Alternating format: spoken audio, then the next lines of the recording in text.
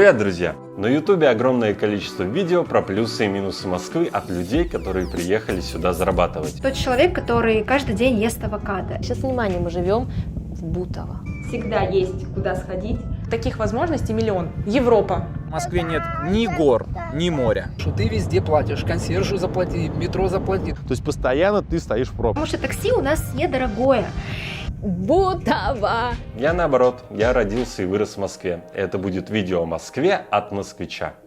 Первый минус: в Москве очень много людей. По официальной статистике более 12,5 миллионов человек. Но более правильно говорить о московской агломерации. Агломерация – это компактное скопление населенных пунктов.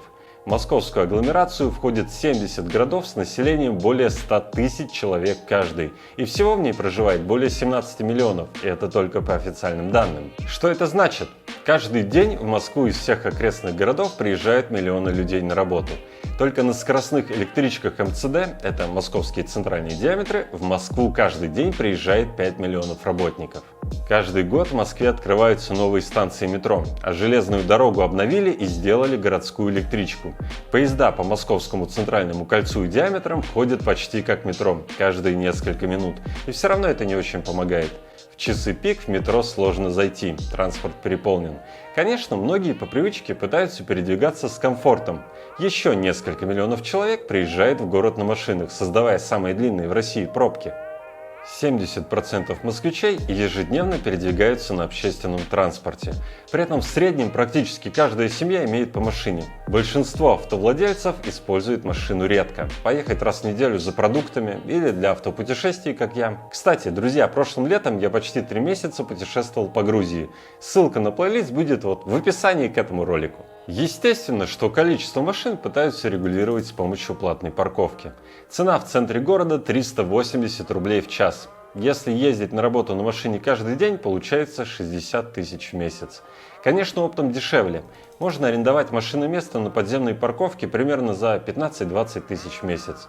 Но не факт, что ты сможешь найти ее рядом с работой. В крупных IT-компаниях, где я работал, только высшее руководство могло себе позволить личную парковку. Но даже директора предпочитали ездить на метро. Да, в Москве очень часто можно встретить людей в дорогих костюмах, на велосипедах и самокатах. Так быстрее! Москва в пределах МКАДа имеет 30 км в ширину и 40 в высоту. Чтобы проехать всю Москву на метро, понадобится час-полтора, а на машине в будний день часа 2. Если ехать из МКАДа, еще дольше. Некоторые даже покупают специальные крепления на руль для планшета, чтобы смотреть кино в пробках. Начальник на моей первой работе приезжал в офис к 9 утра, а уезжал в 9 вечера. Мы, молодые неопытные дизайнеры, сидели вместе с ним. Как же это уйти раньше начальства? А он таким образом избегал пробок. И то, на машине он только въезжал в Москву, оставляя ее во дворе, а дальше ехал на метро. Сейчас такой фокус не пройдет. Практически в каждом дворе местные жители скинулись на шлагбаум. Один мой знакомый из Саратова рассказывал, что на обед он приезжает домой. Для меня это был шок. Разве можно успеть за час куда-то съездить и поесть? В Москве есть только два варианта: кафе и коробочка из дома. В кафе за 500 рублей положат 3 блюда и компот. Порции микроскопические. Пара ложек салата, супчика второе. Есть такое можно только от безысходности. Люди покреативней заказывают одно хорошее блюдо. Это сытный тайский суп или лапшу в коробочке, или идут в отдел кулинарии в ближайший перекресток. Конечно, брать коробочку из дома самый дешевый вариант. Особенно его любят зожники. Ну знаешь, это печеная курица 6 раз в день. Большинство людей переезжает в Москву, чтобы найти хорошую работу. Да, если ты топовый специалист, тебя оторвут с руками. А что, если ты рассчитываешь найти простую работу? Тут вакантных мест нет. Переходим к следующему минусу – гастарбайтеры. По официальным данным, в Москве проживает 1,5 миллиона трудовых мигрантов. Большинство из них – граждане Таджикистана и Узбекистана. Почти все – кассиры, дворники, грузчики и дорожные рабочие – граждане солнечных республик. Провинциалы могут удивиться, когда, выйдя на улицу, просто не услышат русскую речь. Для меня это вполне привычно и даже удобно. Я не люблю долго болтать на кассе. Отказался от пакета, от скидочной карты, приложил телефон и готово. Да, люди в Москве меньше общаются. В мегаполисе характер людей меняется. Здесь человек окружен миллионами таких же, как он, а значит не может проявлять каждому участие, как это, например, возможно в деревне. Горожане друг для друга становятся невидимыми. Отсюда равнодушие. Я думаю, на это еще влияют бесконечные пранки, когда человека, который решил помочь, выставляют дураком. Кажется, что в Москве ты найдешь множество друзей. Но встреча, да и просто жизнь для многих людей откладывается из-за постоянной гонки на выживание. Большинство людей приезжает в Москву заработать и стараются на максимум. Времени на жизнь уже не хватает. Как я уже говорил, весь рынок простого ручного труда занят гастарбайтерами. Теоретически в Москву можно приехать работать вахтовым методом. Я сам лично видел в Иваново рекламу по местному ТВ. Но давай поговорим про более серьезную работу. Я кручусь в сфере IT, и здесь постоянный недостаток программистов, верстальщиков и дизайнеров. Здесь не очень любят москвичей. Идеальный работник – это женщина в съемной квартире с детьми и кредитами. Это как бы гарантия, что сотрудник не убежит при первых сложностях на работе. Но жадные работодатели пошли еще дальше и открыли для себя аутсорс. Большинство компаний имеют филиалы в глубинке, в маленьких бедных городах, где можно сэкономить на зарплатах. Все колл-центры, отделы программирования, верстки и даже дизайн стараются отдать на аутсорс. Как сказал мне генеральный директор, у вас тут дизайн, конечно, лучше, но в Брянске он в 10 раз дешевле.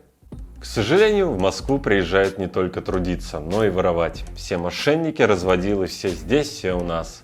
Но настоящего москвича ничем не удивить и не соблазнить. Как-то раз в метро я заметил 5000-ную купюру. Она ехала по эскалатору, зацепившись за гребенку, и крутилась на ней. Мимо шли люди, десятки, сотни людей.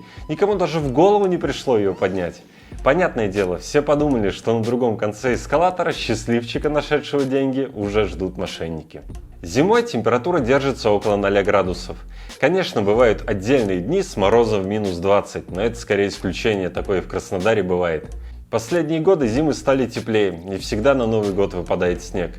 В этом году на главный зимний праздник снег пришлось завозить, и это было очень смешно. В СМИ писали, что завезенный в центр Москвы снег огородили барьерами, чтобы горожане его не украли.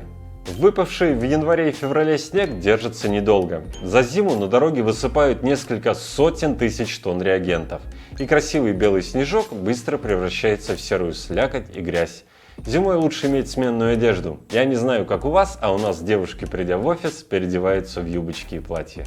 Ну и, наверное, последнее. Цены. С ценами на продукты нам грех жаловаться. Готовясь к этому видео, я узнал, что на Дальнем Востоке килограмм помидор может стоить 800 и более рублей. У нас есть более бюджетные варианты. На окраине Москвы построили огромный агрокластер Food City. Туда везут продукты со всех соседних регионов и стран, а потом уже развозят по магазинам с наценкой. Подписывайся на мой канал, и в следующем видео я хочу туда поехать и все показать. Говорят, там есть клубника по 50 рублей за килограмм. Спасибо за просмотр, ставь лайк и всем пока!